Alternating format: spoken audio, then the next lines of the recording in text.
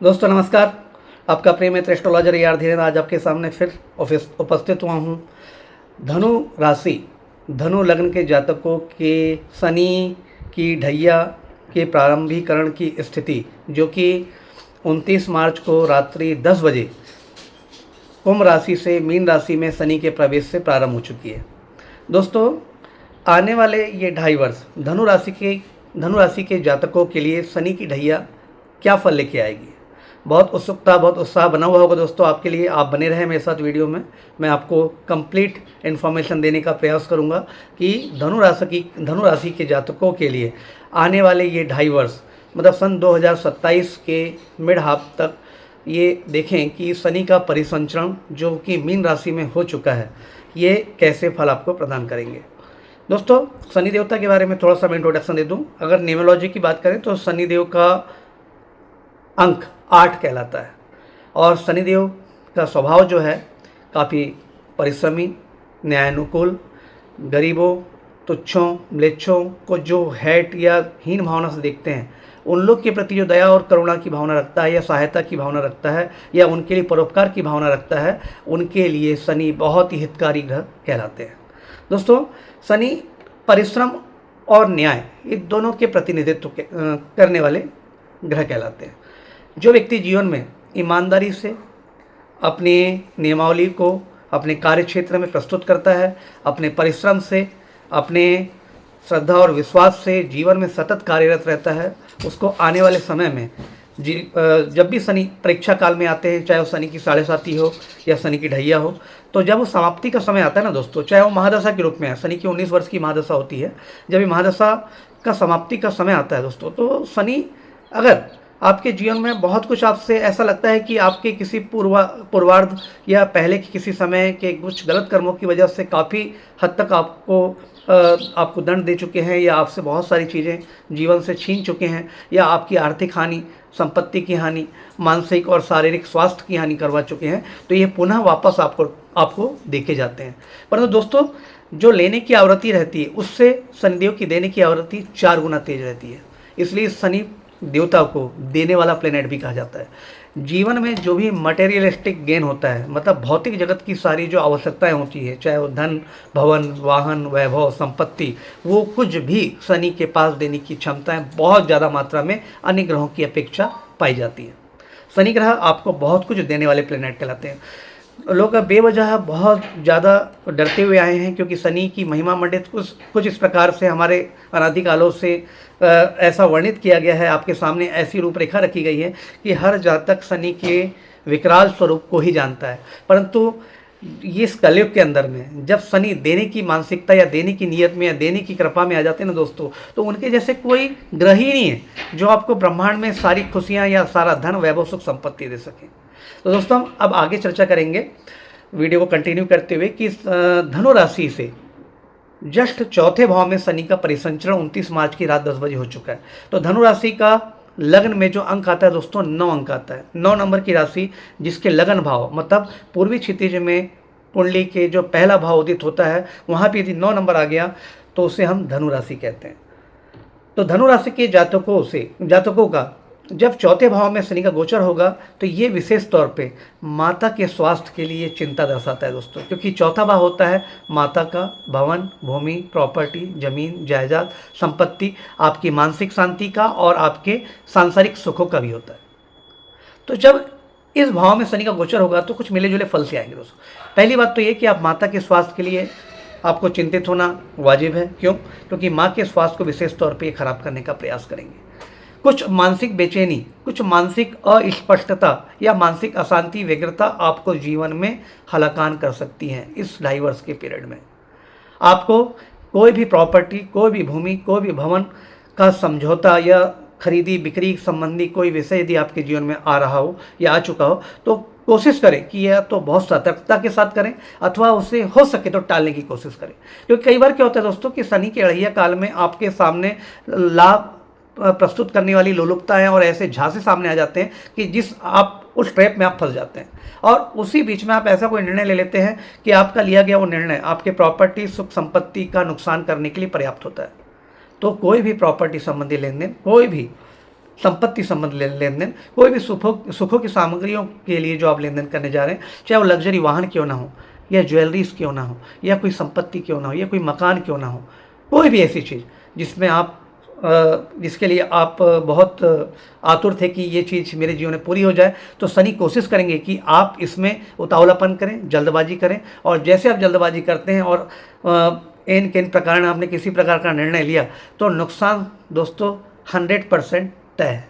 तो कोशिश कीजिएगा कि इस 2.5 वर्षों में आप जो भी लेन देन करते हैं अपनी लग्जरी, सुख सुविधा, वाहन, भवन, प्रॉपर्टी और संपत्ति को लेकर के, उसमें विशेष सावधानी बरतें, या किसी अच्छे सलाहकार से सलाह लेकर के ही किसी निर्णय पर आगे पहुँचे। अब दोस्तों चौथे भाव में जब शनि आते हैं, तो शनि का एक स्वभाव है कि वह स्थान वृद्धि भी करते हैं। स्थान वृद्धि का तात्पर्य है कि चौथा भाव सुख का होता है, भवन, भूमि, संपत्ति, वाहन, माँ के सुख का। तो ऐसा नहीं है कि माँ के स्वास्थ्य के लिए जो मैंने बताया चिंता का स्वरूप या चिंता की स्थिति जो आगे नजर आ रही है, तो माँ के जीवन में कोई खतरा हो। माँ की आयु वृद्धि हो सकती है, माता की आयु में वृद्धि आपको अवश्य दिखाई देगी, परंतु उनके स्वास्थ्य में उतार चढ़ाव की स्थिति बनेगी। आपकी मानसिक झुंझलाहट आपके लिए गए निर्णय पर प्रभाव डाल सकती है, आपके सुखों में व्यवधान की स्थिति बन सकती है, आपके वाहन से दुर्घटना होने के चांसेस छोटे से लेके मध्यम स्तर के बन सकते हैं, इसलिए वाहन चलाते समय भी विशेष सावधानियां बरतें। अब दोस्तों जब शनि का गोचर चौथे भाव में आता है, तो चौथे भाव से 7वीं दृष्टि कुंडली के 10वें भाव में शनि की चले जाती है। और दोस्तों जैसा कि मैं देख पा रहा हूं कि जब मीन राशि में शनि का गोचर है, तो जस्ट मीन राशि से 7वें भाव में कन्या राशि होती है। तो कन्या राशि में जब शनि की 7वीं दृष्टि जाती है, तो चूंकि शनि की चेष्टा वाली दृष्टि वाली राशि है, क्योंकि शनि 7 नंबर राशि तुला में उच्च के हो जाते हैं और कन्या राशि में उच्चाभिलाषी होते हैं। और तुला जो कन्या राशि है, मीन राशि, धनु राशि के जातकों के कर्म भाव 10वें भाव में आ रही है। तो 10वें भाव में जब शनि की उच्चाभिलाषी दृष्टि बनती है, तो ये समझ लीजिए दोस्तों कि निकट भविष्य में आपकी नौकरी में प्रमोशन के चांसेस बन रहे हैं, या कोई ऐसी नई अपॉर्चुनिटी आपके जीवन में आने वाली जिसमें आपकी पदोन्नति अवश्य होगी। परंतु इस पदोन्नति होने के बावजूद आपको कठिन श्रम करने की आवश्यकता होगी, क्योंकि बिना कठिन श्रम किए ये पदोन्नति का भी लाभ पूर्ण रूप में नहीं ले पाएंगे। पदोन्नति तो अवश्य होगी, आपको अधिकारियों का, उच्च अधिकारियों का सहयोग भी प्राप्त होगा, परंतु व्यवधान रास्तों में उतने ही ज़्यादा आपको प्रतीत होंगे। ये व्यवधानों से आपको मुकाबला करने की इस समय धैर्य के साथ विशेष आवश्यकता होगी। प्रयास कीजिएगा कि आपके कार्य क्षेत्र में जुड़े हुए आपके कलीग, आपके अधिकारी वर्गों से आपके मधुर संबंध बने रहे। वहीं व्यापारिक दर्जे के लोगों की बात करें, तो व्यापार व्यवसाय में विशेष चढ़ाव या उतार की स्थिति नज़र नहीं आती है, परंतु ये मान के चलें कि ये व्यापारिक दौर 2.5 सालों के लिए आपके लिए बहुत शानदार रहेगा। दोस्तों कोशिश कीजिएगा कि कुछ ऐसे मटेरियल का बहुत ज़्यादा ओवर स्टॉकिंग ना करें जो आपके व्यापार में कहीं ना कहीं बाधा की स्थिति क्रिएट कर दे। दोस्तों उतना ही पर्याप्त मात्रा में आप स्टॉक परचेज करें जो आपकी कैपेसिटी के अंदर आता हो और जिसको आप अच्छे ढंग से सेल कर सकें। दोस्तों व्यापार व्यवसाय को बढ़ाने के लिए, एक्सपांड करने के लिए भी आपको इस 2.5 वर्षों में काफ़ी मेहनत या श्रम की आवश्यकता होगी। व्यापार बढ़ेगा, नो डाउट, प्रॉफिट भी अच्छा आएगा, धन अच्छा आएगा, मटेरियलिस्टिक गेन भी अच्छे होंगे, संपत्ति भी बढ़ेगी। आपके कार्य क्षेत्र में जुड़े हुए लोगों से, जिनसे आपका व्यापार का मतलब व्यापार अच्छी गति से चलता है, उन लोगों से संबंध भी आपके अच्छे बनेंगे, परंतु इन संबंधों को मेंटेन करने की आपको बहुत बारीकी से आपको ध्यान रखना होगा। आपकी कोई भी ऐसी जुबान या आपका ऐसा कोई मिस कमिटमेंट जो आप अंदाजे में आप कह दे रहे हैं, उसका बहुत अनायास गलत परिणाम भी दूरगामी भविष्य में आ सकता है। तो कोई भी ऐसे कमिटमेंट, फॉल्स कमिटमेंट से बचने का बिल्कुल प्रयास करें। अब दोस्तों बात करेंगे कि शनि जिस भाव में बैठते हैं वहाँ से उनकी दृष्टि सप्तम के अलावा तीसरी और 10वीं भी होती है।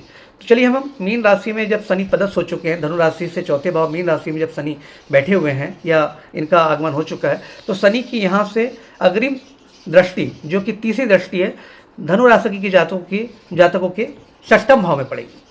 6वां भाव दोस्तों परिचायक है रोग, ऋण, कर्जे, नुकसान, घाटे, विपत्तियां, बीमारियां, मुकदमे और नाना ननिहाल के पक्ष का। तो दोस्तों इस बीच में अब हम ये देखेंगे कि मीन राशि जो कि 4th भाव में आ रही धनु राशि के, उसके 6ठे भाव में यहाँ पे वृषभ राशि दिखाई दे रही है। तो वृषभ राशि में जब भी शनि की तीसरी दृष्टि पड़ेगी तो ये मित्र दृष्टि हो जाती है दोस्तों। क्यों? क्योंकि वृषभ राशि के अधिपत्य रखने वाले ग्रह हैं शुक्राचार्य, और शुक्राचार्य शनिदेव के इष्ट गुरु हैं। तो जब भी एक शिष्य की दृष्टि गुरु के घर में पड़ती है तो शिष्य चाहता है कि मैं अपने गुरु के घर को धन धान्य संपदा से भरपूर करने का प्रयास करूं। मुझे जो 2.5 वर्ष का कार्यकाल मिला है, इस कार्यकाल में मैं अपने गुरु के लिए उनकी मनोवांछित इच्छाओं को पूरी करने का प्रयास करूं। तो छठा भाव रोग ऋण कर्जों का होता है, तो कुछ रोगों में बढ़ोतरी अवश्य कर सकते हैं। हो सकता है आपको कुछ ऐसे सडनली कोई ऐसे छोट-मोट रोग उत्पत्ति की स्थिति नज़र आती हो जिसके लिए आपको हॉस्पिटल जाना पड़े या डॉक्टर से ट्रीटमेंट लेने की आवश्यकता पड़े। हो सकता है धनु राशि के जातकों को कि छठा भाव रोजगार का भी होता है, नौकरी का भी होता है, तो आपके नौकरी में इजाफा या कार्य क्षेत्र में बढ़ोतरी का भी आपको संदेश मिल सकता है। कार्य में प्रगति, नौकरी में इजाफा, नौकरी में प्रमोशन, कार्य क्षेत्र में प्रगति किसे दिखाई देती है। थोड़ा सा रोगों के लिए सावधान रहें। नाना ननिहाल पक्ष, मामा पक्ष से आपको विशेष सहयोग की अपेक्षा इस समय रखनी चाहिए। और ये भी हो सकता है कि अगर मामा पक्ष या ननिहाल पक्ष किसी प्रकार से किसी परेशानी से विगत कुछ वर्षों से जूझ रहे थे या गुजर रहे थे, तो उनकी परेशानियां भी काफ़ी हद तक समाप्त होती दिखाई दे रही है। इसी दौर में आपको अपने ननिहाल पक्ष से बहुत ज़्यादा सहयोग और सपोर्ट की उम्मीद रखनी चाहिए और आपको मिलेगा भी। दोस्तों, ये शनि की तीसरी दृष्टि का प्रभाव रहेगा। अब हम दोस्तों बात करते हैं शनि की दसम दृष्टि। शनि की दसम दृष्टि आपके लगन पे आती है। धनु राशि के जातकों के चौथे भाव में शनि का गोचर मीन राशि पर है। तो जब मीन राशि में शनि पदस्थ होते हैं तो शनि की दसम दृष्टि का प्रभाव आपके स्वयं की राशि के ऊपर, लगन के ऊपर, यानी धनु राशि के ऊपर आता है। तो दोस्तों, आप विशेष ध्यान रखें कि आपके लग्न पर जब शनि की दृष्टि आती है तो आपके मान पद प्रतिष्ठा की कहीं ना कहीं हानि की संभावना भी दिखाई देती है, क्योंकि धनु राशि जुपिटर बृहस्पति की मूल त्रिकोण राशि होती है और ये राशि का स्वभाव अग्नि तत्वी है और शनि वायु तत्वी प्लेनेट कहलाते हैं। तो अग्नि और वायु की मित्रता तो है, परंतु अचानक से आग का भड़कना, क्योंकि जब अग्नि और वायु मिलती है तो आग प्रचंड मात्रा में ज्वालायमान हो जाती है। तो इस बीच में या तो हो सकता है कि सडनली आपका प्रमोशन हो, अगर किसी आप नौकरी पेशेवर व्यक्ति हो तो आपकी नौकरी में प्रमोशन हो, मान पद प्रतिष्ठा की वृद्धि के साथ कुछ अनायास मान पद प्रतिष्ठा में हानि की भी संभावना आपको कहीं ना कहीं दिखाई दे सकता है। अगली बात, स्वास्थ्य के प्रति विशेष सावधानी आपको रखने की आवश्यकता है। आपकी निकट भविष्य में कुछ यात्राएं जो पेंडिंग थी, हो सकता है निकट भविष्य में आपकी यात्राएं देश के अंतर्गत यात्राएं या अंतर्देशीय यात्राएं आपकी हो सकती हैं।